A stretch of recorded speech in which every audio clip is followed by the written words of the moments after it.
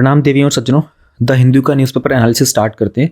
आज हम लोग 26 जनवरी का न्यूज़पेपर भी एनालिसिस करेंगे और हमारा जो 25 का था, यानी कि कल मैंने वीडियो पोस्ट नहीं की थी, उसको भी करेंगे। वी विल रिवाइज जो हम लोगों ने 24 जनवरी को कंटेंट स्टडी किया था, we will revise that content. हम लोग 25 की 26 की मेजर हाइलाइट्स को देखेंगे, कुछ एडिटोरियल्स को कवर करेंगे, एथिक्स के प्रीवियस ईयर क्वेश्चंस को भी सॉल्व करेंगे। तो let's start with revising the content from the 24 January 2023। WHO ने ना एक टीबी के वैक्सीन का एक्सेलरेशन काउंसिल बनाया था। तो WHO का एक टारगेट है राइट ना, हमारे पास BCG is the currently only license TB की वैक्सीन। तो टीबी क्योरेबल भी है और टीबी प्रिवेंटेबल भी है। मीटेराइट, मीटियोर और मीटियोरॉइड्स तीनों में हम लोगों ने डिफरेंस देखा था। तो बेसिकली तो होता क्या है कि जब मीटियोरॉइड्स मतलब वो ऑब्जेक्ट स्पेस में होता है, मीटियोर मतलब जब वो अर्थ पे फॉल कर रहा होता है, और मीटियोराइट जब वो अर्थ पे गिर जाता है। तो अगर हम लोग इस चीज़ को देखेंगे, अब जो ऑब्जेक्ट्स हैं अर्थ पे आ चुके हैं, दीज आर द मीटियोराइट्स। जब ये स्पेस में थे, ट्रैवल कर रहे थे स्पेस में, कहीं पर रैंडम थे, तब ये मीटियोरॉइड थे। और जब ये अर्थ की तरफ आ रहे थे, जब इनको मीटियोर बोलते हैं। इन तीनों में डिफरेंसेस अच्छे से याद कर लेना। There might be a question based on this in your prelims exam in the future. Though अभी तक ऐसा कोई आया नहीं था, but they can ask something based on this. India ने एक रेजोल्यूशन को सपोर्ट किया था रिसेंटली, जो UNG के द्वारा था, about the right of education to everyone. जो मेजर पोर्ट्स हैं हमारे, हम लोगों ने मैप में देखे थे, there are like 12 major ports. इनके अलावा बहुत सारे होते हैं, बट ये मेजर होते हैं। यहाँ पर ट्रेड बहुत ज़्यादा अमाउंट में होता है। तो इसको लेकर के एक एजुकेटरी बोर्ड बनाने की बात की गई थी हमारे 2021 के एक्ट में। तो रिसेंटली उस बोर्ड को नोटिफाई कर दिया गया था। इंडियन स्टार टॉर्टोइस के बारे में पता चला था कि इनके हैबिटेट के अंदर बहुत सारा नुकसान हो रहा है, इनका स्टेटस वल्नरेबल होता है, एंड साइट्स में ये लोग अपेंडिक्स 1 में आते हैं। हम लोगों ने बात की थी, इंडियन आर्मी ने प्रपोजल डाला था कि वो व्हीकल के ऊपर जो ड्रोन जैमर्स लगते हैं, उनकी डिमांड थी उन लोगों की। तो दीज जैमर्स बेसिकली हमारे ड्रोन्स वगैरह के सिग्नल को ब्लॉक कर देते हैं। मल्टीपल टेक्निक्स होती हैं, जिसके कारण ड्रोन्स जो होते हैं कुछ हमारे यहाँ पर इलीगल एक्टिविटी नहीं कर सकते। CCI ने एक ऑर्डर दिया था, तो गूगल को वो ऑर्डर फॉलो करना पड़ेगा, क्योंकि गूगल गया था सुप्रीम कोर्ट के पास, और सुप्रीम कोर्ट ने कहा कि नहीं भाई, हम लोग स्टे तो नहीं लगा सकते आपके इसके ऊपर। जो कॉम्पिटिशन कमीशन ऑफ इंडिया ने बोला है, आपको वही फॉलो करना पड़ेगा। Then we talked about the electoral bonds की 25th ट्रांच निकला था, क्योंकि ये साल में 4 बार निकलता है। 3 मंथ्स के बाद जनवरी, फरवरी, मार्च, फिर अप्रैल में निकलता है, अप्रैल, मई, जून, फिर जुलाई में निकलता है, जुलाई, अगस्त, सितंबर, फिर अक्टूबर में निकलता है। तो ये कुछ लिमिट्स होती हैं, 1000, 10,000, 1 लाख, 10 लाख, और SBI is the only branch. तो मैंने आप लोगों को प्रोसेस बताया था पूरा इसका, इलेक्टोरल बॉन्ड्स का कैसे काम करता है। देन आई थिंक ये टॉपिक हम लोगों ने कवर किया था, नहीं किया था, मुझे याद भी नहीं आ रहा है कवर किया था नहीं किया था, फॉरगॉट कंप्लीटली। चलो अभी तो यही रिवीजन रखते हैं, आज का कंटेंट वैसे ही बहुत ज़्यादा है। 25 जनवरी यानी कि जो बीता हुआ दिन था कल, उसके कुछ एक बार हाईलाइट्स को नज़र डाल लेते हैं कि क्या कुछ चल रहा है। एक तो हम लोगों का था कि जो रेसलिंग फेडरेशन है, उनके ऊपर एलिगेशंस लगाए गए थे, वो चल रहा है। सुप्रीम कोर्ट का कोलिजियम वाला चल रहा है, सेंट्रल गवर्नमेंट के साथ इशू, बार बार कुछ ठीक नहीं हो पाया उसके अंदर सो फार। हाँ, दिस इज अ न्यूज़। एक mass mortality of the olive ridley turtles in the Andhra Pradesh raises concern. तो ये कैराकस है, कैराकस बोलते हैं किसी भी एनिमल वगैरह की जो डेड बॉडी होते हैं ना, उसको कैराकस बोलते हैं। ये ऑलिव रिडली टर्टल है। तो आंध्र प्रदेश का एक कोनासीमा डिस्ट्रिक्ट है, उसकी कोस्ट लाइन, वहाँ पर जो समंदर का किनारा था, वहाँ पर इनकी बहुत सारी ऐसी डेड बॉडीज़ मिली, कैराकस मिले थे। अब इसको लेकर के पता चला है कि पिछले पास्ट वीक से ऐसा चल रहा था, बहुत सारे लोग इनकी फ़ोटोज़ वगैरह अपलोड कर रहे थे। एंड जो हुआ है, ये एक तो उनका वल्नरेबल होता है, जो स्टेटस होता है IUCN में। तो this has happen between Kakinada and Antarvedi, जो गोदावरी रीजन है आंध्र प्रदेश का, वहाँ पर ही हुआ है। और राइट नाउ इनका ना ईस्टर्न जो कोस्ट है ना हमारी कंट्री का, उस पर इनका ब्रीडिंग सीजन चल रहा है। सो ब्रीडिंग सीजन में they come and nesting and all happens. तो अभी ऐसा देखने को मिल रहा था। It's very important to understand क्यों हो रहा है। तो मेजर जो रीज़न पता चला था कि बहुत सारे जो वहाँ पर पॉन्ड्स वगैरह होते हैं ना, उनसे एफ्लुएंट निकलते हैं, और बहुत सारी वहाँ पर इंडस्ट्रीज़ वगैरह होती हैं, ऑयल की एक्सप्लोरेशन फैसिलिटीज़ होती हैं, वहाँ से भी जो डिस्चार्ज होता है ना उस किनारे पर, वो एक मेजर चीज़ निकल के आई थी। एक एनवायरमेंटल एक्टिविस्ट भी हैं, येनुमला जी, उन्होंने कंप्लेन भी की थी मिनिस्ट्री ऑफ एनवायरनमेंट के साथ पहले भी। तो उन्होंने कहा था कि जो ट्रीटेड वाटर होता है ना, उसको ओशन में पाइपलाइंस के थ्रू डिस्चार्ज कर दिया जाता है, जिसके अंदर ONGC जो था उसकी फैसिलिटी भी इंक्लूडेड है। तो 2021 में उन्होंने NGT में एक लीगल बैटल भी किया था about the marine and the ground water pollution को लेकर।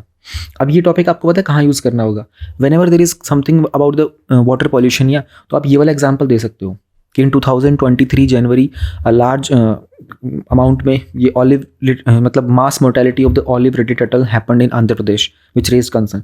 दिस बिकम्स वेरी एक्टिव, क्योंकि देखो ना, ये मुद्दा मिनिस्ट्री ऑफ एनवायरनमेंट के पास गया है, ये NGT के पास भी गया है, ये एक रिवर रीजन है, यहाँ पर ONGC का भी नाम आ रहा है, तो बहुत many people are aware of this incident that is happening.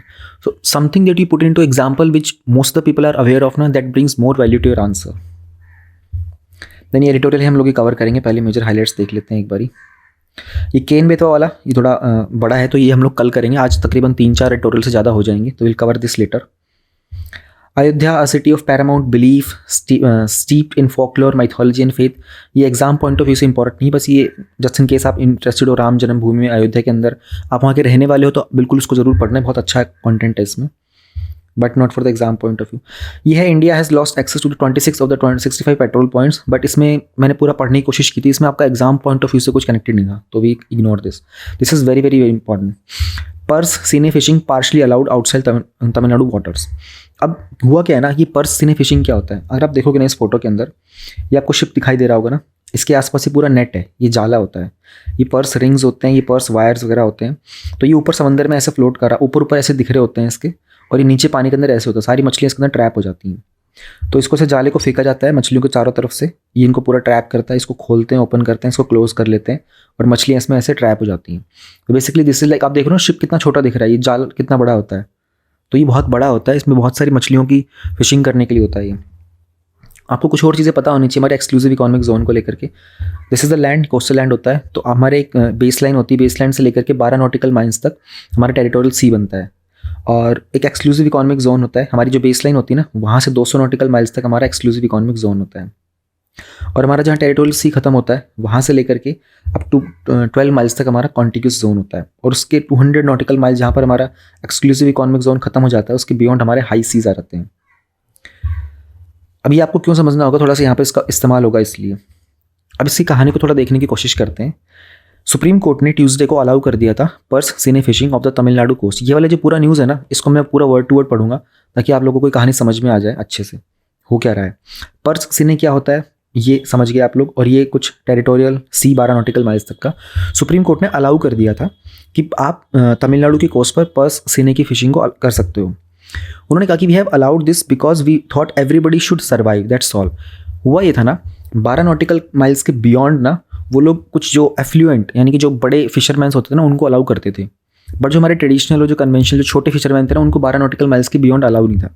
Supreme court ने कहा कि we thought everybody should survive, that's all.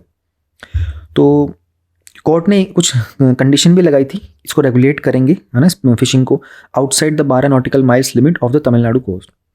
अब पहले ये जान लो कि ना ये चीज़ ना पहले प्रोहिबिट कर दी गई थी तमिलनाडु में, केरला, पुडुचेरी, ओडिशा, दादरा नागर हवेली, दमन दीव, अंडमान निकोबार में, क्योंकि उनके जो रेस्पेक्टिव टेरिटोरियल वाटर्स होते हैं ना 12 नॉटिकल माइल्स के. अब एक नॉटिकल माइल के अंदर ना 1.8 किलोमीटर्स होते हैं, ठीक है. तो आप अंदाज़ा लगा लो 1.8 को आप 12 से मल्टीप्लाई कर लो, तकरीबन ये 20 से 22 किलोमीटर के आसपास होगा कुछ, 20-22 किलोमीटर के आसपास का रेंज बनता है.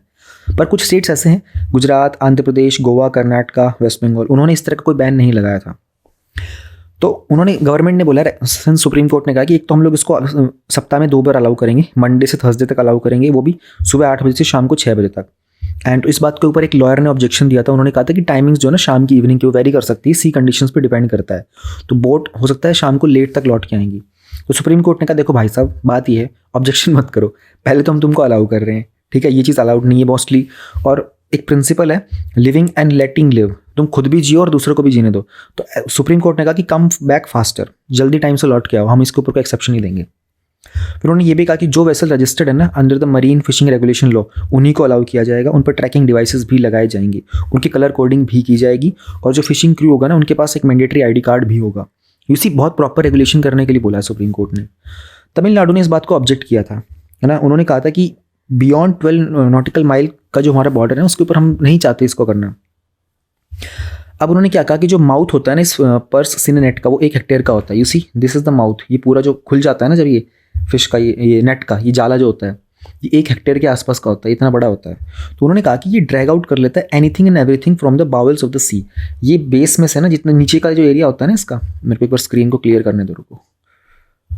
तो यू सी, वो तमिलनाडु कहना चाह रहे हैं कि नीचे की तरफ का जो पार्ट होता है ना ये बहुत कुछ कवर कर लेता है, ये सी के बेस को भी टच कर जाता है कभी कभी. एंड तो वहाँ पर जो उनके स्टेट के जो रिप्रेजेंटेटिव थे, सीनियर एडवोकेट, उन्होंने कहा था कि मुकुल रोहतगी थे, एंड उन्होंने कहा था कि I can not go by the centre suggestion to police monitor and manage this fishing, livelihood of the small fisherman operating within the territorial waters would be put at risk. Okay, तो state ने ये कहा था कि 1993 का एक decision था Supreme court का इन the state of Kerala versus Joseph Antony का, उन्होंने अपहेल्ड किया था बैन को। तो उस टाइम बैन किया गया था 1993 के आसपास में, तब कोर्ट में केस भी चला था। तो सुप्रीम कोर्ट ने कहा था हाँ ये बैन ठीक है, क्योंकि वहाँ पर बहुत सारे जो ट्रेडिशनल फिशरमैन थे ना, उनकी लाइवलीहुड को भी इम्पैक्ट पड़ रहा था। तो ये थी थोड़ी सी कहानी बस इसके बारे में। ये दो मैंने अलग से इसमें इमेजेस लगा दी थी आप लोगों को समझाने के लिए। आगे देखते हैं और क्या है मेजर हाईलाइट्स में। हाँ ये है, why to revive the oil palm crop on the Andamans asked the supreme court panel. Supreme court ने ना एक कमेटी बनाई थी, इसका नाम सेंट्रल एम्पावर्ड कमेटी थी। उन्होंने क्वेश्चन किया था कि what is the need to revive the this particular crop in the islands. तो ऑयल पाम की जो प्लांटेशंस है ना, जो अंडमान निकोबार में थी इन द पास्ट, वो एक कमर्शियल फेलियर रहा है हमारे लिए। तो पैनल ने कहा था any permission for the diversion of the forest land red palm land is open to flood gates in the state similar agriculture purpose. छोड़ो, तो यहाँ पर हम लोगों को ना ये ऑयल पाम की जो क्रॉप है ना, इसके बारे में जानना पड़ेगा। तो ये मैंने कंटेंट यहाँ पे लगा दिया है, ये बड़ा डिफिकल्ट है आइडेंटिफाई करना, बट मैंने इमेज यहीं पे पोस्ट कर दी थी। पाम ऑयल क्या होता है, इसका यूज़ क्या होता है, let us try to understand. एक एडिबल मतलब जिसे हम खा सकते हैं, वेजिटेबल ऑयल होता है। एक क्रॉप होती है बेसिकली, जो पेड़ जो होता है ना, ये कुछ पाम का ट्री ऐसा होता है, आप लोगों ने घर देखा भी होगा। इसका फ्रूट जो होता है, तो इसको कुकिंग में इस्तेमाल करते हैं, कॉस्मेटिक्स में इस्तेमाल करते हैं, फूड्स में, cake, chocolates, spreads, soap, shampoos etcetera में। जो क्रूड पाम ऑयल होता है ना, इसको हम लोग बायोडीजल में भी इस्तेमाल करते हैं, तो इसको हम लोग ग्रीन डीजल भी बोलते हैं। ये बहुत इंपॉर्टेंट है। अब इंडोनेशिया और मलेशिया जो है ना, वहाँ पर 90% ग्लोबल पाम ऑयल का प्रोडक्शन होता है, और इंडोनेशिया प्रोड्यूस करता है लार्जेस्ट क्वांटिटी, मतलब 45 मिलियन टन्स के आसपास 2021 में प्रोड्यूस किया था। ऑयल पाम की जो इंडस्ट्री है ना, इसका क्रिटिसिज्म भी बहुत किया जाता है, क्योंकि ये कहते हैं इनका प्रोडक्शन अनसस्टेनेबल होता है। इसके कारण डिफॉरेस्टेशन करना पड़ता है, लेबर प्रैक्टिसेस काफ़ी एक्सप्लॉयटेटिव होती हैं, कॉलोनियल एरा की तरह से हमारे जो लेबर होते हैं उनका एक्सप्लॉयटेशन किया जाता है। लेकिन उन्होंने ये कहा था कि पाम ऑयल जो है ना, ये प्रेफर्ड किया जाता है क्योंकि ये इनएक्सपेंसिव है, एंड ये ज़्यादा ऑयल प्रोड्यूस करता है per hectare in comparison to other things like soybean से ज़्यादा। अब ये पाम ऑयल इतना इंपॉर्टेंट क्यों है, ग्लोबल सप्लाई चेन क्यों? क्योंकि यहाँ पर उन्होंने कहा ना कि कमर्शियल फेलियर हुआ है, तो you are trying to grow this in Andaman and Nicobar as a commercial thing, but it didn't work. तो ग्लोबल सप्लाई चेन को समझना पड़ेगा। ये वर्ल्ड का मोस्ट वाइडली यूज होने वाला वेजिटेबल ऑयल है, और इसकी ग्लोबल प्रोडक्शन 2020 में जो थी ना, वो 73 मिलियन टन से ऊपर थी, as per the US department of agriculture. तो ऐसा एस्टिमेट किया गया था कि जो 2022-23 का जो करंट ईयर था ना, उसमें इसका 77 मिलियन टन का प्रोडक्शन था। तो एक जो मीडिया फर्म है रियूटर्स, उन्होंने कहा था कि पाम ऑयल जो है ना, वो वर्ल्ड की 40% ग्लोबल सप्लाई में होता है। जो भी हमारे एडिबल ऑयल होते हैं ना, पाम ऑयल, सोयाबीन, हमारा कनोला ऑयल होता है, सनफ्लावर, उसमें 40% तो सिर्फ पाम का होता है। इंडोनेशिया के तहत 60% से ज़्यादा ग्लोबल सप्लाई होती है इसकी। अब क्वेश्चन आया था इनकी ना, पाम ऑयल के ना प्राइस राइज हो रहे थे, तो हम लोगों ने सोचा था कि चलो यहाँ पर अपने इंडिया में इसको ग्रो करेंगे तो अपना जो राइजिंग प्राइस होता है ना, उसको हैंडल कर पाएंगे। वो क्यों होता है? एक तो इंडिया वर्ल्ड का बिगेस्ट इंपोर्टर है, क्योंकि हमारी पॉपुलेशन ज़्यादा है तो कंजम्पशन ज़्यादा है। प्राइस जो है ना पाम ऑयल का, वो इंक्रीज़ भी हुआ था 2022 के अंदर, क्योंकि डिमांड इंक्रीज़ हो गई थी और सप्लाई शॉर्ट में थी। जो बाकी के ऑल्टरनेटिव वेजिटेबल ऑयल्स थे ना, उनकी भी सप्लाई शॉर्ट में थी। जो प्रोडक्शन था सोयाबीन ऑयल का, जो कि सेकंड मोस्ट प्रोड्यूस ऑयल होता है, उसमें भी थोड़ा सा प्रॉब्लम हुई थी, क्योंकि जो अर्जेंटीना होता है ना, वो मेजर प्रोड्यूसर है सोयाबीन का, और वहाँ पर सीजन जो में बहुत प्रॉब्लम आई थी, एग्रीकल्चरल इश्यूज चल रहे थे। कनोला जो होता है वो भी कनाडा में, उसमें प्रॉब्लम हो गई थी क्योंकि वहाँ ड्राउट्स आ गए थे, है ना। सनफ्लावर का जो सप्लाई होता है, सनफ्लावर ऑयल का, उसमें 89% रशिया यूक्रेन से आता है, तो वहाँ तो आपको पता ही कॉन्फ्लिक्ट चल रहा है। तो पैंडेमिक भी हुआ था, लेबर की शॉर्टेज हो गई थी, ग्लोबल फूड में इन्फ्लेशन आ गया था पैंडेमिक के कारण, यूक्रेन क्राइसिस हुआ था। ये सारे कुछ रीजंस थे जिसके कारण जो पाम ऑयल का प्राइस था ना, वो इंक्रीज़ हो गया था। अभी इम्पैक्ट इंडिया को कैसे करता है? सिंस इंडिया बिगेस्ट इंपोर्टर है पाम ऑयल का, हमारा 40% जो वेजिटेबल ऑयल का कंजप्शन होता है वो पाम ऑयल में होता है। तो हमारी हाफ जो एनुअल नीड होती है ना, वो होती है 8.3 मिलियन टन की ऑलमोस्ट, वो इंडोनेशिया से आती है। इसके कारण जो ऑलरेडी हमारा वहाँ पर होलसेल इन्फ्लेशन चल रहा था, ये उसकी गिरफ्त में आ गया। It is important that last year centre ने एक नेशनल मिशन निकाला था on the edible oil palm, India की डोमेस्टिक पाम ऑयल को बूस्ट करने के लिए, और काइंड ऑफ उसके तहत सुप्रीम कोर्ट ने कहा था कि कमेटी बनाओ, बट ये कमेटी ने कहा कि कमर्शियल लेवल पर तो ये फेल हो गया है भाई, कमर्शियल लेवल पर we need to switch to something else. तो ये था छोटा सा हमारा टॉपिक। और कुछ है 26 जनवरी का था ये, नहीं 25 का था ये। कुछ मेजर हाईलाइट्स है 25 जनवरी के। नाउ टुडे इज़ 26 जनवरी, आज इंडिया का रिपब्लिक डे है। सो आप सब लोगों को गणतंत्र दिवस की बहुत बहुत हार्दिक शुभकामनाएं। हमारा 74th रिपब्लिक डे है, एंड थोड़ा मैं वीडियो लेट रिकॉर्ड कर रहा हूँ बिकॉज कल रात को मैं विजन वाली मैगजीन रिकॉर्ड कर रहा था, so I got up late in the morning. और मैंने एक चीज़ ऑब्जर्व की, आप लोगों को बता देता हूँ सडनली, कि जैसे विजन की मैगजीन आई थी ना, तो मुझे दिन में कम से कम 3-3 घंटे से ऊपर की रिकॉर्डिंग हो जाती है। कुछ वीडियोज़ कभी कभी गलत रिकॉर्ड हो जाती हैं। तो कल तो ऑलमोस्ट 6 घंटे की रिकॉर्डिंग गई थी, क्योंकि मैंने पूरी वीडियो रिकॉर्ड की और फिर बाद में पता चला इसमें वॉइस रिकॉर्ड ही नहीं हुई है, तो I had to record it again completely. तो बहुत थकावट होती है इतनी देर बोलने के बाद ना, तो मैं तकरीबन 8-9 घंटे सोया। आई गॉट अप लेट और अब मैं रिकॉर्ड कर रहा हूँ। तो गणतंत्र दिवस की हार्दिक शुभकामनाएं। I miss the parade also, वरना मैं हमेशा हर साल बैठ के देखता हूँ उसको टीवी पर लाइव, बड़ा अच्छा लगता है मुझे। रिपब्लिक डे के इवेंट पर Kejriwal ji he trains guns on centre and lieutenant governor, उन्होंने अपनी स्पीच के अंदर चाइना वाला इशू थोड़ा सा रेज किया था, तो लोगों ने ऑब्जेक्शन किया कि रिपब्लिक डे की परेड के अंदर पॉलिटिकल मैटर को क्यों लेके आ रहे हो आप। खैर ये सब चलता रहेगा पॉलिटिकल मैटर का। मूवी को, पठान मूवी को लेकर के बहुत सारे प्रोटेस्ट चल रहे हैं, which is kind of disturbing. मुझे पर्सनली ऐसा लगता है कि आप किसी भी एक्ट्रेस को लेकर के क्यों इतना शोर कर रहे हो। तो एंटरटेनमेंट इंडस्ट्री वैसे ही मरी पड़ी है। हालांकि I am not a big fan of Shahrukh Khan और Deepika Padukone anyone, but I don't think हम में से किसी को भी मूवीज़ वगैरह पे ऐसा करना चाहिए। They are source of entertainment for everyone. Rajasthan के अंदर डेजर्ट फेस्टिवल चल रहा है, बहुत कमाल का फेस्टिवल है, कुछ ग्लिम्स देख लेना यूट्यूब के ऊपर, बहुत सुंदर है। एंड तेलंगाना के अंदर कुछ प्रॉब्लम चल गई थी। उन्होंने कहा था कि सेंट्रल गवर्नमेंट जो गाइडलाइंस देती है ना, मिनिस्ट्री ऑफ कल्चर की तरफ से आता है कि आपको किस तरीके से रिपब्लिक डे के सेलिब्रेशंस करना है, तो उनको फॉलो करो आप।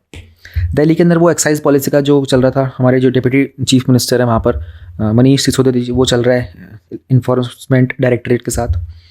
ये हम लोग करेंगे आज कवर एडिटोरियल। पहले हम लोग अभी ये देख लेते हैं अपना, ये भी एक एडिटोरियल कवर करेंगे, brief history of artificial intelligence. The next leg of Russia Ukraine war, you know don't need to go into deeper into this thing.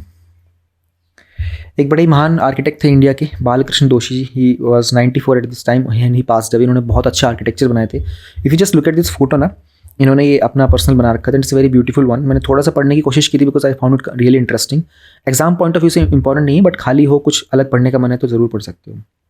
Okay, हमारे इस बार रिपब्लिक डे के ऊपर जो चीफ गेस्ट हैं, he is the head of Egypt. India और Egypt के ties जो हैं, they have elevated to strategic partnership. तो इजिप्ट के जो प्रेसिडेंट है, प्रधानमंत्री ने कल उनको वेलकम किया था। He is a chief guest of the republic day celebrations. India हर साल किसी न किसी कंट्री के हेड को as a chief guest invite करता है रिपब्लिक डे पर। तो इस बार हम लोगों ने इजिप्ट के हेड को इनवाइट किया था। तो आर इंटेंशन इज़ कि हमारे जो बायलैटरल टाइज हैं उनको हम लोग इंक्रीज़ करें, उसे स्ट्रेटेजिक पार्टनरशिप के ऊपर लेके जाएँ। We should cover defence, energy, economic linkages. And इनको G20 के समिट में भी स्पेशल गेस्ट के तौर पर इन्वाइट किया गया है। एंड हम लोग कुछ लॉन्ग टर्म के स्ट्रक्चर के ऊपर काम करेंगे, कॉपरेशन करेंगे पॉलिटिकल, सिक्योरिटी, इकोनॉमिक मैटर्स में। तो बहुत सारे ग्लोबल चेंजेस आ रहे हैं, उसके बावजूद भी इंडिया और इजिप्ट की जो रिलेशन है वो हमेशा से ट्रैक पर रही है।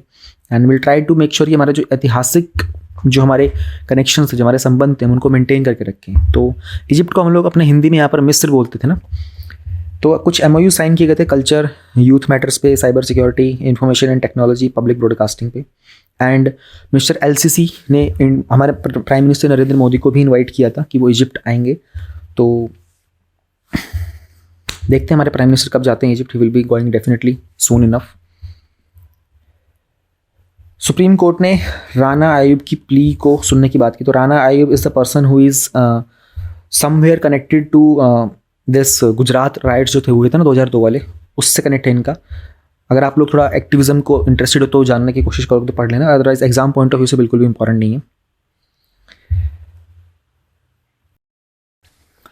Pope criticizes the laws that criminalize homosexuality. So Vatican City के जो पोप फ्रांसिस हैं, उन्होंने कहा था कि कुछ ऐसे लॉज हैं जो हमारी होमोसेक्सुअलिटी को क्रिटिसाइज करते हैं, उसको क्रिमिनलाइज करते हैं, कि समलैंगिकता को क्रिमिनलाइज करते हैं। उन्होंने कहा था कि गलत है, ऐसा नहीं होना चाहिए। तो कुछ कैथोलिक बिशप्स होते हैं जो उस बात को सपोर्ट भी करते हैं। तो उन्होंने कहा कि we need to welcome the LGBTQ community. And इसमें दो चीज़ें हैं, LGBTQ कम्युनिटी। उन्होंने himself refer to this issue in terms of sin. तो एक्चुअल में उन्होंने कहा ही है ना कि कहाँ गया, ट्यूसडे को पॉप फ्रांसिस ने कहा था कि there needed to be a distinction between crime and a sin with regard to homosexuality. It's not a crime yet but it's a sin, he said. तो ऐसा नहीं कि उन्होंने इसको बहुत ज़्यादा फुली सपोर्ट कर दिया। उन्होंने कहा कि इसको क्राइम तो मत कहो, बट इट्स अ सिन। तो ये रिलीजियस कॉन्सेप्ट के तौर पर देखा जा रहा है होमोसेक्सुअलिटी को, वहाँ पर they consider this as a sin. और ऐसा नहीं, बहुत सारी कंट्रीज ऐसी जहाँ पर आज की डेट में homosexuality is a crime. India ने सेक्शन 377 को, ये याद होना चाहिए आप लोगों को वर्बली, 2018 में हमारे सुप्रीम कोर्ट ने इसको डीक्रिमिनलाइज कर दिया था। डीक्रिमिनलाइज करने का मतलब होता है कि अब अगर आप if you are a homosexual person ना, यानी कि if you are a lesbian और यू आर गे, तो ये होना अपने आप में कोई अपराध नहीं है देश के अंदर अब. But before 2018 it was actually as per the section 377. So important ये है, we have decriminalize section 377. But क्या इंडिया के अंदर हम लोगों ने सेम सेक्स मैरिज को अलाउ किया है? तो सेम सेक्स मैरिज का हमारे पास कोई लीगल फ्रेमवर्क नहीं है. Though it is happening in India, India में होती हैं lesbian gay marriages are happening, but ये कानूनी तौर पर नहीं. जैसे हमारे हिंदू मैरिज एक्ट है ना, मुस्लिम्स का भी होता है, स्पेशल मैरिज एक्ट है. बट हम लोगों ने एडिटोरियल कवर किया था लास्ट मंथ दिसंबर में कि क्या सेम सेक्स मैरिज जो है ये स्पेशल मैरिज एक्ट के अंदर फॉल करेगा या नहीं करेगा. तो इसके ऊपर काम चल रहा है. We are expecting verdict from the supreme court in the coming days. Let's see, I think March के आसपास आने वाला है एक वर्डिक्ट इस चीज़ पर. Okay, very important news, earth's inner core is rotating slower. एक स्टडी में पता चला है. तो हुआ ये था 1917 के पास भी जो इनर कोर था ना, वो थोड़ा सा फास्ट रोटेट कर रहा था than rest of the planet. But पता फिर बाद में ये चला कि फिर से स्लो डाउन हो गया एंड कुछ टाइम तक ये अर्थ की रोटेशन के सिंक भी हो गया था. अब ये है क्या? It's like a planet with in the planet. हमारा जो अर्थ है ना, इसके अंदर लेयर बने हुए हैं, तो उसके अंदर बीच में कोर है. इस कोर की बात की जा रही है. तो ये प्लूटो के साइज़ का है. प्लूटो प्लैनेट नहीं है आज के डेट में, पहले प्लैनेट हुआ करता था. 9 प्लैनेट थे पहले हमारे पास हमारे सोलर सिस्टम में. बट हम जो हमारा इंटरनेशनल स्पेस ऑर्गेनाइजेशन नहीं, एस्ट्रोनॉमिकल यूनियन है, IAU है शायद, उन्होंने कहा था कि जो प्लूटो है ना, this doesn't fall into the category of planet. जो प्लैनेट की डेफिनेशन होती है उसमें फॉल नहीं करता. तो प्लूटो को डेफिनेशन से बाहर कर दिया था. बट हमारी अर्थ के बीच में एकदम सेंटर में ना द कोर इज देयर. तो ये जो है बेसिकली लिक्विड मेटल है इसका आउटर कोर में, उसमें फ्लोट करता है. तो ये पूरे प्लेनेट के थोड़ा सा डिफरेंट एक लेयर है बीच में. Like how do I tell this to you, जैसे आपके पास एक बॉल हो सकती है, ऑलराइट, कोई भी बॉल होगी, उस बॉल में लिक्विड भर दो और उसके बीच में सेंटर में एक और बॉल आ जाती है, और यहाँ पर पूरा का पूरा लिक्विड मान लो आप उसमें. तो ये हमारा अर्थ है पूरा, और ये एक अंदर में इनर कोर है.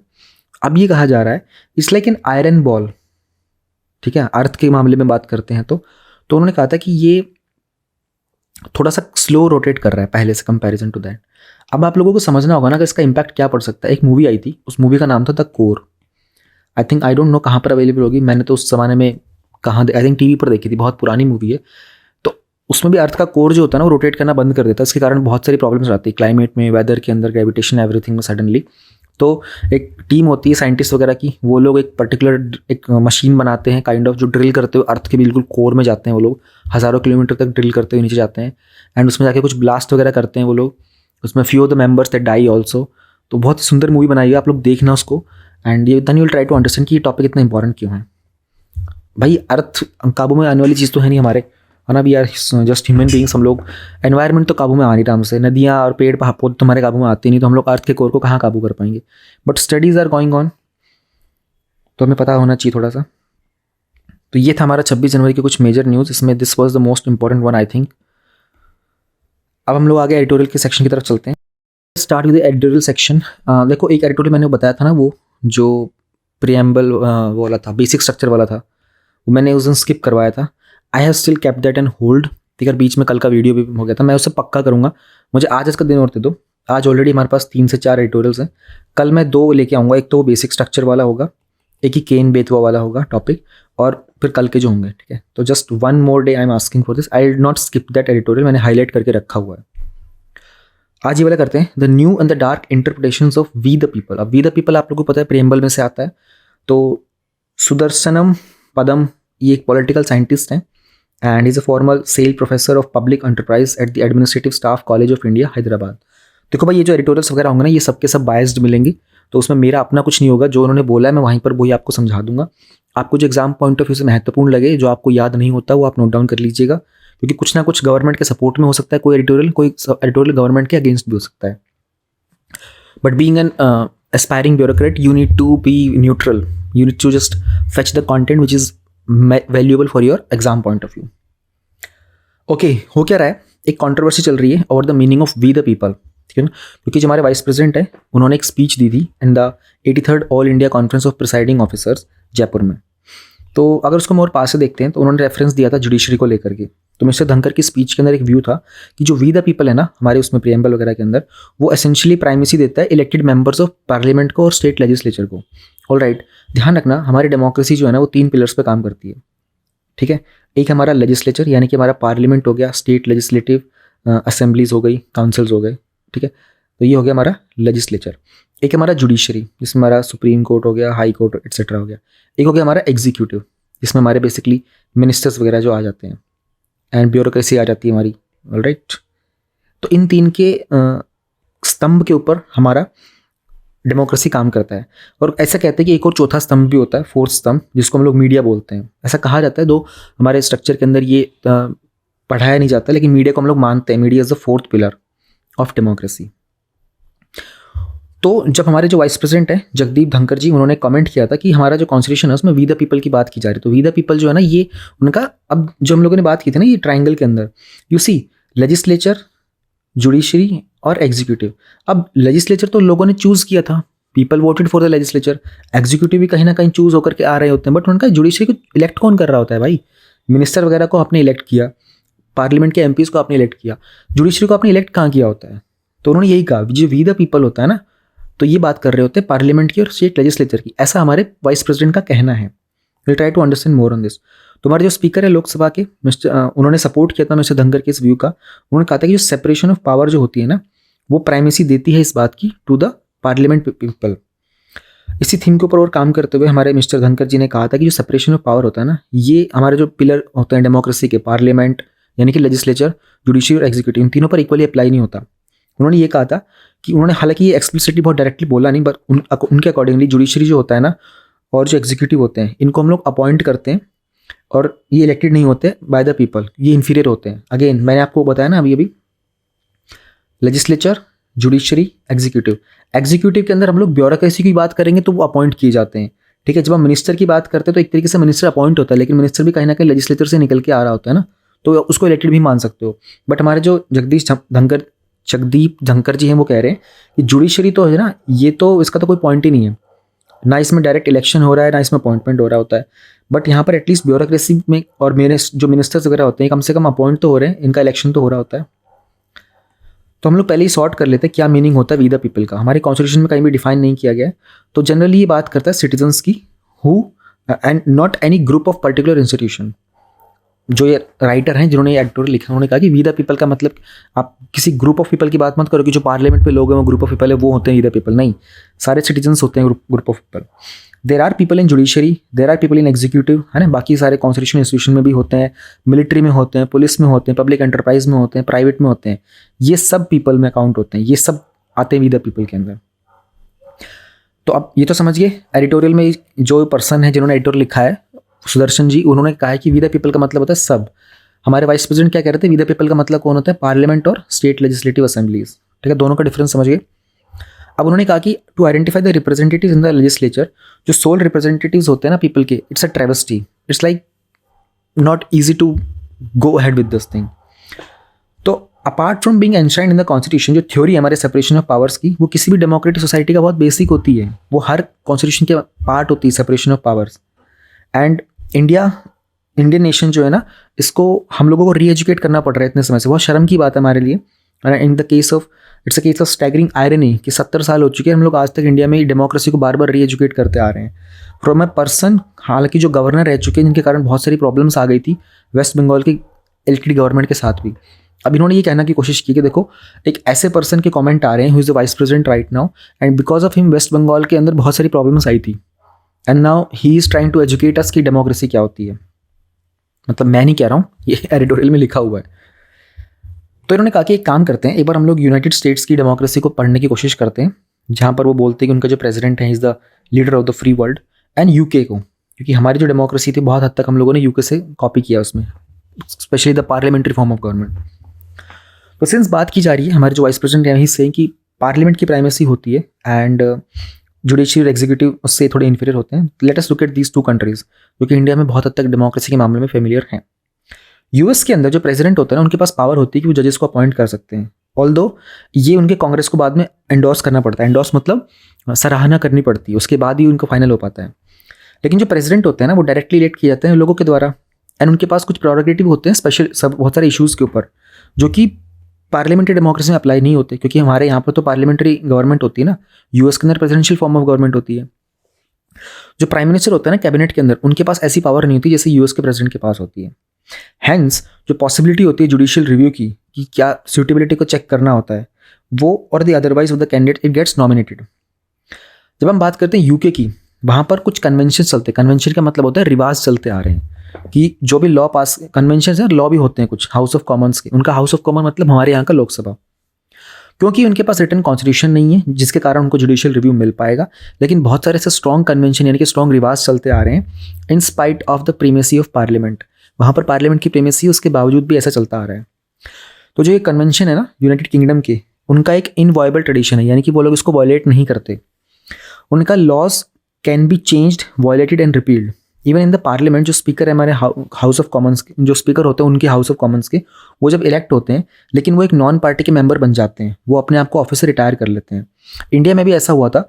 हमारे जो इंडिपेंडेंस के बाद 1947 के बाद जो पहले 2 स्पीकर आए थे ना, जीवी मावलंकर जी और एम अनंत सैनम अयंगर जी, और बाद में नीलम संजीवा रेड्डी जी, इन्होंने अपनी रूलिंग पार्टी से रिजाइन कर दिया था द मोमेंट वो लोग स्पीकर बने थे, क्योंकि वो कह रहे थे कि पार्लियामेंट के अंदर ना एक सेंस ऑफ इम्पार्शलिटी थी जिसको वो आगे करना चाहते थे, प्रमोट करना चाहते थे। तो पॉइंट ये है कि यूके के जो है ना, वहाँ पर जो हाउस ऑफ कॉमन है वो स्पीकर को रिटेन कर लेता है if he continues to hold office. Thus it doesn't happen in India. In spite जो पहले 2 स्पीकर थे उन्होंने कोशिश की थी इस तरह के कन्वेंशन को, रिवाज को चलाने की, लेकिन because of the lack of convention it has drastically affected the running of the parliament. तो थोड़ी सी रिलेक्टेंस होती है, थोड़ा सी मतलब हिचकिचाहट होती है हम इन कन्वेंशंस को, रीति रिवाजों को ऑनर करें। इसके कारण हम लोगों को बहुत सारी स्पेसिफिसिटी पे काम करना पड़ता है, इसके कारण इसकी लैंग्वेज के ऊपर और हमारे उसकी मीनिंग पर बहुत सारे सवाल भी उठते हैं। Democracies can not be run only by the laws pass in the representative assemblies, they need conventions. तो अंबेडकर जी को इस बात का एहसास हुआ था कि जो ओरिएंटल्स होते हैं, ओरिएंटल्स मतलब अभी ओरिएंटल और ऑक्सीडेंट जो वर्ड होता है ना, 2 जगह निकल के आता है। ये हमारा पूरा अर्थ है, यहाँ पर हमारा इक्वेटर है, यहाँ कहीं बीच में हमारा इधर यूरोप पड़ता है, यहाँ कहीं हमारा यूके पड़ता है, फॉल करता है, जहाँ पर ग्रीनिच लाइन होती है। तो इसको हम लोग एक तरीके से सेंटर लाइन मान लेते हैं। इसके इधर में यानी कि जो ईस्ट साइड है, क्योंकि यहाँ से हमारा सन निकलता है, ठीक है, ये हमारा वेस्ट साइड होता है जहाँ पर हमारा अमेरिका है, नॉर्थ अमेरिका, साउथ अमेरिका है। तो ईस्ट वाले जो होते हैं ना, इनको हम लोग बोलते हैं ओरिएंटल्स, और वेस्ट वालों को हम लोग बोलते हैं ऑक्सीडेंट्स। ये याद रखना, भूलना मत। अंबेडकर जी ने कहा था कि जो ओरिएंटल्स है ना, they can not be trusted with conventions. इनको रिवाजों के दम पर हम लोग भरोसा नहीं कर सकते जब तक हम इन कन्वेंशंस को सॉलिडिफाई नहीं करेंगे किसी लॉ के अंदर, एंड तो इंस्टीट्यूशन हमारे डिस्ट्रॉय हो सकते हैं, और जो हमारा पर्पस था कॉन्स्टिट्यूशन का कि सिटीजन को प्रोटेक्ट करना है, वो शायद नहीं फुलफिल हो पाएगा। इंडीड उन्होंने कहा था कि एक प्राइस देना पड़ता है। मैं मानता हूँ इस बात को कि जब अभी हम लोग किसी कन्वेंशन को लॉ में कन्वर्ट करते हैं तो उसकी बहुत भारी कीमत भी चुकानी पड़ती है। एंड आज जो जुडिशरी के ऊपर जो जिस तरीके का आक्रमण किया जा रहा है, and it is aimed at a powerful constitutional authority which is by and large refusing to deviate from constitutional responsibilities। तो इसलिए हो रहा है कि बहुत हद तक हम लोग अपनी जो संवैधानिक जिम्मेदारी है उनसे दूर हटते जा रहे हैं। फिर जो फेट होता है हमारे इलेक्शन कमीशन ऑफ इंडिया का, जो कि अपने आप में इंडिपेंडेंट है, और कुछ इन्वेस्टिगेटिव एजेंसीज भी हैं, सिविल सर्विस भी होता है, पुलिस होता है, ये सब एग्जाम्पल है कैसे हम लोग बाकी लीगल रिस्पॉन्सिबिलिटीज से और कॉन्स्टिट्यूशनल रिस्पॉन्सिबिलिटीज से अपने आप को हटाते जा रहे हैं। हमारा जो बेसिक स्ट्रक्चर है कॉन्स्टिट्यूशन का, जिसको रिकॉग्नाइज किया था सुप्रीम कोर्ट ऑफ इंडिया ने 1973 में केशवानंद भारती केस में, तो is to be protected by it. कहीं ना कहीं हमारे लॉज से, हमारे कन्वेंशन से उसको हमें प्रोटेक्ट करना पड़ता है, इन spite of any over reach by the legislature. कभी कभी लेजिस्लेचर उसमें ओवर रीच कर जाता है तो भी। अब ओवर रीच जो वर्ड है ना, ये आपको समझना पड़ेगा। एक तो जुडिशियल एक्टिविज्म होता है, एक ओवर रीच भी होता है। तो ये आपके पॉलिटी में गिवन है, जुडिशियल एक्टिविज्म। इस पर मेंस में क्वेश्चन आया था 2020 में, पढ़ लेना इसको। तो उन्होंने कहा था कि हम लोग इसमें we can take the case of the executive in relation to government. Mister Dhankhar जो है, जब वो गवर्नर थे तो एंड उनकी जो रूलिंग पार्टी थी, उनके कुछ कलीग्स वगैरह को अपॉइंट किया था over the road state legislature with impunity not approving bills. Basically कहना ही चाह रहे हैं ना, कॉन्स्टिट्यूशन के अंदर क्या होता है ना, आपको संविधान को फॉलो करना पड़ता है। बट मिस्टर धनखड़ यहाँ पर बात कर रहे हैं संविधान को फॉलो करने की, लेकिन जब वो गवर्नर थे तो उन्होंने बहुत सारे बिल्स रोक दिए थे इलेक्टेड गवर्नमेंट के। क्वेश्चन आता है कि where is the power the people is represented by the legislature. जिन लोगों को आपने इलेक्ट किया है उनकी पावर कहाँ है? अगर आप एक कॉन्स्टिट्यूशनल पोस्ट पर होकर के you are at the pleasure of the president, you are able to stop the bills, ठीक है, आप कुछ लोगों की अपॉइंटमेंट वगैरह के ऊपर कुछ रूलिंग दे देते हो, तो आप उन लोगों की पावर की बात कहाँ कर रहे हो जिनको लोगों ने लेजिस्लेचर में जो रिप्रेजेंट किए जा रहे होते हैं। तो एक वर्चुअल वॉर चल रहा है करंटी के अंदर, राइट नाउ गवर्नमेंट के अंदर। एक इलेक्टेड गवर्नमेंट है स्टेट्स के अंदर और एक गवर्नर जिनको अपॉइंट किया जाता है सेंटर के द्वारा, जिसके कारण हमारा एक सवाल उठ के आता है कि whether we need the institution of governor in the first place, कि क्या हमको गवर्नर की ज़रूरत है भी? तो constitution does not intend governors to be the subordinate to the central government. हमारा संविधान इनको सेंट्रल गवर्नमेंट का सबॉर्डिनेट नहीं बनाता, बल्कि एक लिंक बनाता है, एक ब्रिज बनाता है। अब इसका एक बहुत ही centre consciously feels that it is superior to the states and the governors are their proxies. Central government ऐसा मान के चलती है and this goes against the very dignity of the people of the state, क्योंकि कहीं ना कहीं central government state government को अपने आप से इंफीरियर मानती है, खुद को हायर पावर कंसिडर करती है। अब आगे क्या खतरा हो सकता है? इन अदर वर्ड्स, जो सेपरेशन ऑफ पावर होते हैं ना, it is acceptable to the centre but it is not applied to the states. Central government मानती तो है कि सेपरेशन ऑफ पावर होना चाहिए, कि जुडिशरी हमारे पावर के अंदर इंटरवीन ना करे, बट जब बात आती है स्टेट्स की, वहाँ पर सेपरेशन ऑफ पावर को सेंट्रल गवर्नमेंट नहीं मानती। जहाँ पर उन्होंने कहा कि अपॉइंटेड गवर्नर जो होता है ना, it he can define not only legislature but also elected government. वो सरकार जो कि जनता के द्वारा चुन के आई थी, उसको कैसे गवर्नर डिनाई कर सकता है? फिर जो मेंबर्स होते हैं रूलिंग पार्टी मेंबर्स के, दे आर पुशिंग कि कुछ ज़्यादा सेंट्रलाइजेशन होना चाहिए, not only with in constitutional institution but ऐसे उन स्टेट्स में भी जहाँ पर वो पार्टीज रूल कर रही हैं जो नेशनल रूलिंग में नहीं है, वहाँ पर सेंट्रलाइजेशन ज़्यादा होना चाहिए। कहने का अर्थ ये है, जहाँ पर अभी सेंट्रल गवर्नमेंट में कौन है? एनडीए है, बीजेपी कह सकते हो। तो वो कह रहे हैं कि ऐसे स्टेट जहाँ पर बीजेपी नहीं है ना, वहाँ पर पार्टीज बोलते हैं कि वहाँ पर सेंट्रलाइजेशन कर दो। वेस्ट बंगाल हो गया, तमिलनाडु हो गया, दिल्ली हो गया, राजस्थान हो गया, यहाँ पर दूसरी पार्टीज हैं, बीजेपी नहीं है, सो दे आर सेइंग कि यहाँ पर सेंट्रलाइजेशन बढ़ा दो। बस इतना ही था इस लाइन में, यहाँ पर कुछ भी नहीं लिखा हुआ है।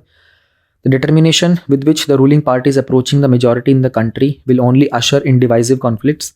तो इसमें वो कह रहे हैं कि अगर जिस तरीके से रूलिंग पार्टी इस तरह की स्टेप्स ले रही है, गवर्नर को ज़्यादा पावर दे देती है एंड नॉन रूलिंग स्टेट्स जो हैं उनके वहाँ पर सेंट्रलाइजेशन को इंक्रीज़ करती है, तो यहाँ पर डिवाइसिव कॉन्फ्लिक्ट्स बढ़ेंगे, रिलीजन्स के बीच में, स्टेट्स के बीच में, रीजन्स के बीच में। सैडली इंडिया दूसरा रशिया, चाइना या फिर टर्की बन सकता है। तो ओपिनियन बेस्ड है, इनके अपने ओपिनियन है सुदर्शन पदम जी के। ठीक है जी, ये था हमारा एडिटोरियल यहाँ पर।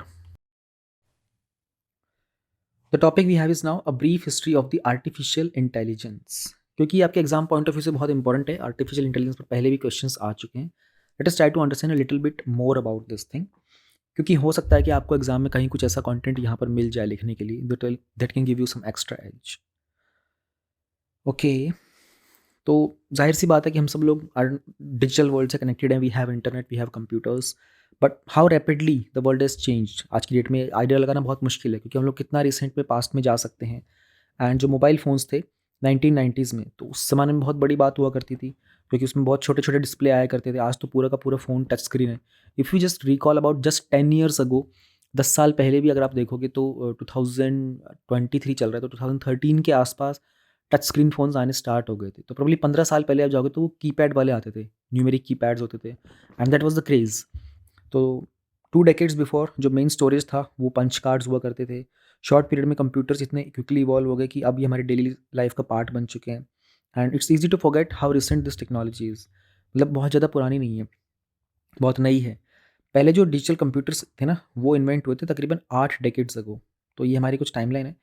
First digital computers were only invented 8 decades ago, 80 साल पहले। तो 1940s वाज द टाइम जब पहला डिजिटल कंप्यूटर आया था। 1970s में वाला पहला माइक्रो प्रोसेसर आया था। 1990s में the early days of the internet, like less than 0.05 of the people were online.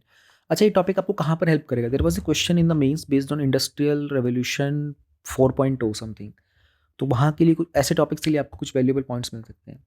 It was very late, 2010 से जस्ट थोड़ा सा पहले हमारा फर्स्ट आईफोन आया था, and now we are here. तो in the just 80 years only, if you see, we have seen drastic revolution happening in this IT industry. Moving ahead, तो पहले हमारे कंप्यूटर के साइंटिस्ट जो थे, they use to make machines as intelligent as human, this was their idea. तो कुछ उन्होंने notable artificial intelligence systems create किए थे, एंड पहला जो सिस्टम था वो था थेसिस।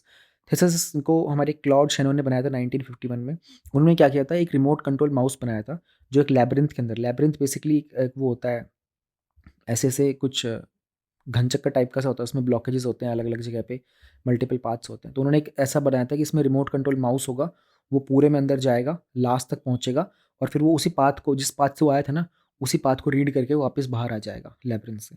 तो दिस वॉज थेसिस। अब ये पहली एक आर्टिफिशियल इंटेलिजेंस के ऊपर स्टेप लिया गया था कि how we can move ahead in this thing. तो this was the starting. And फिर जो लैंग्वेज और जो इमेज रिकॉग्निशन कैपेबिलिटीज़ थी वो डेवलप होती आई हैं। चार्ट 3 में हम लोग बात करेंगे कि how by zooming into the last 2 decades of artificial intelligence development. If you look at the chart 3, सो ये भी देख लेते हैं, चार्ट 2 भी देख लेते हैं एक बार, हमारा टाइमलाइन 2। तो 1940s में पहले डिजिटल कंप्यूटर्स आते हैं, थीसिस आता है, स्मॉल रोबोटिक माउस। देन 1960 में परसेप्ट्रॉन मार्क 1 आता है, ये पहला इंटेलिजेंस का न्यूरल नेटवर्क था। एंड देन 1990s में आता है हमारा टी डी गैमॉन, ये सॉफ्टवेयर था, ये it would play backgammon at high level.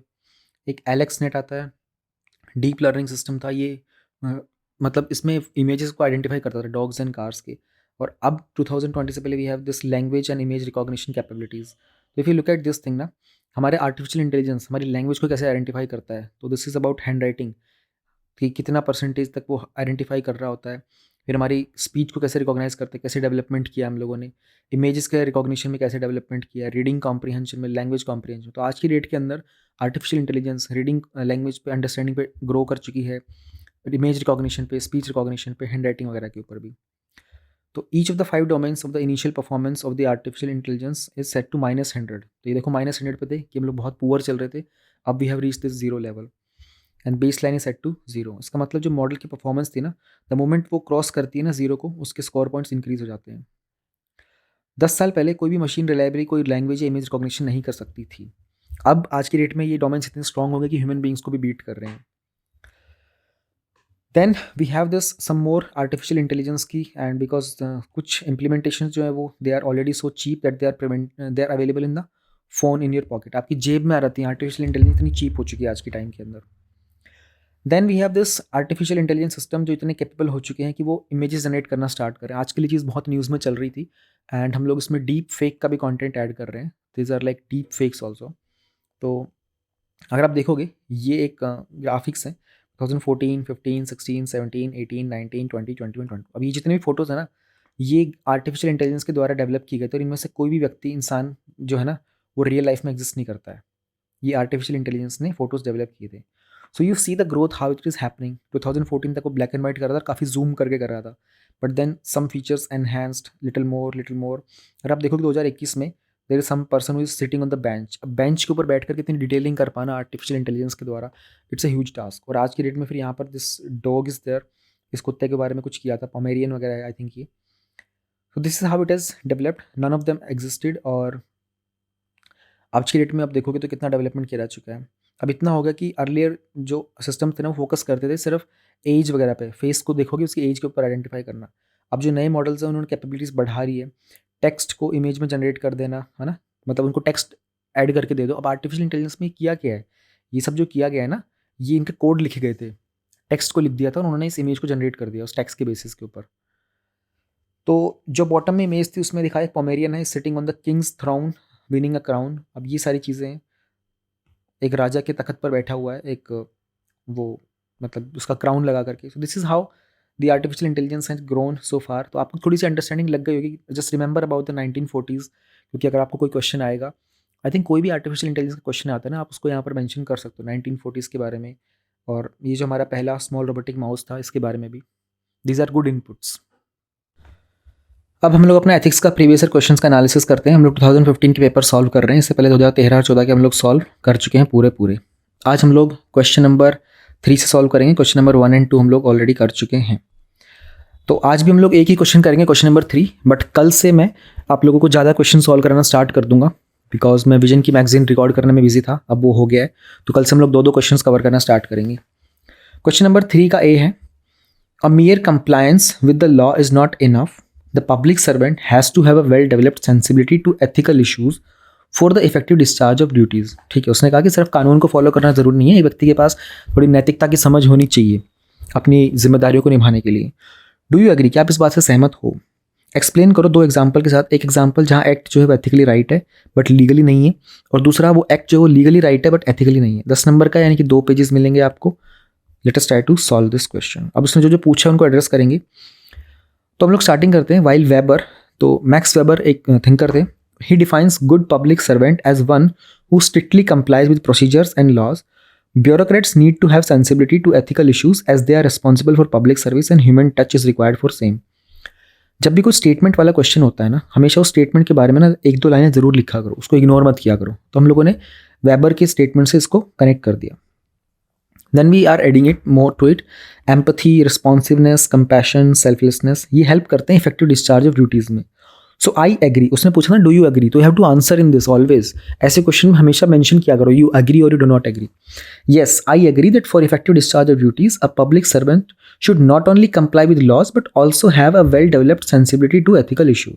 ठीक है, फिर उसने कहा था तो एग्जाम्पल देना, एक जहाँ पर एक्ट एथिकली राइट है बट नॉट लीगली, इसका एग्जाम्पल है a police complaint is not registered in a case where 2 pieces of bread are stolen by homeless man to feed his hungry 5-year-old daughter.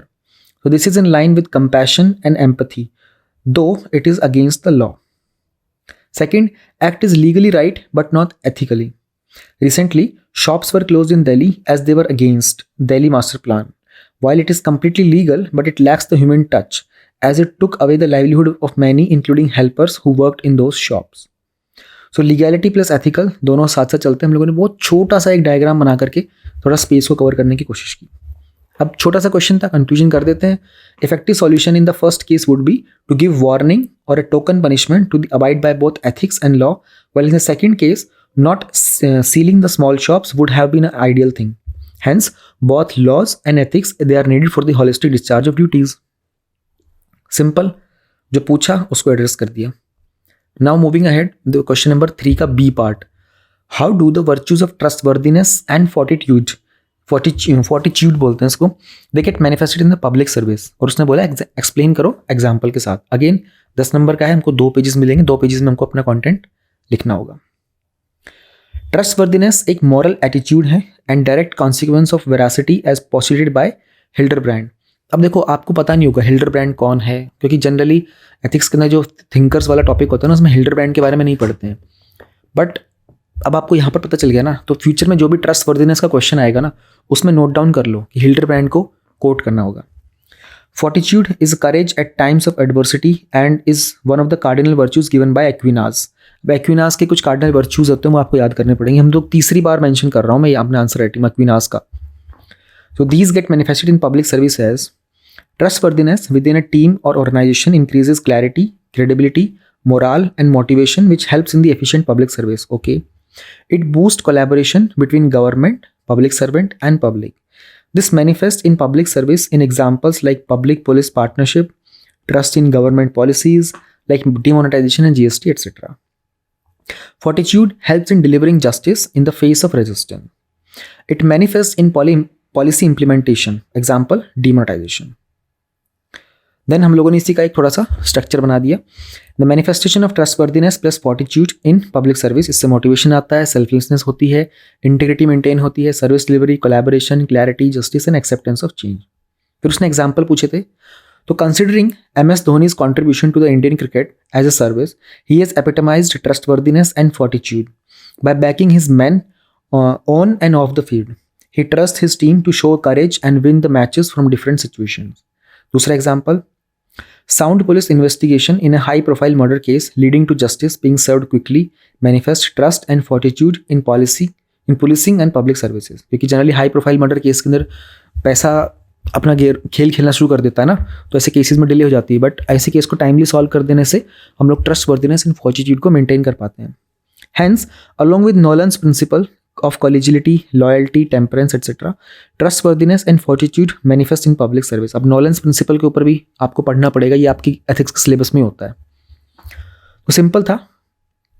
अगर आप में से कोई पहली बार इसको सुन रहा है तो ये मत सोचना कि बहुत ज़्यादा एक्सप्लेन नहीं किया, क्योंकि अगर आप 2013 से लेकर अभी तक सारे सुनते आओगे तो मैंने बहुत सारे बेसिक चीज़ें क्लियर की हुई हैं, इसलिए अब मैं बेसिक्स को बार बार रिपीट नहीं करूँगा, अननेसेसरी टाइम लगता है। That's it for today. Thank you very much for supporting this initiative. 1-2 editorial जो मिसिंग थे वो मैं कल कवर करूँगा।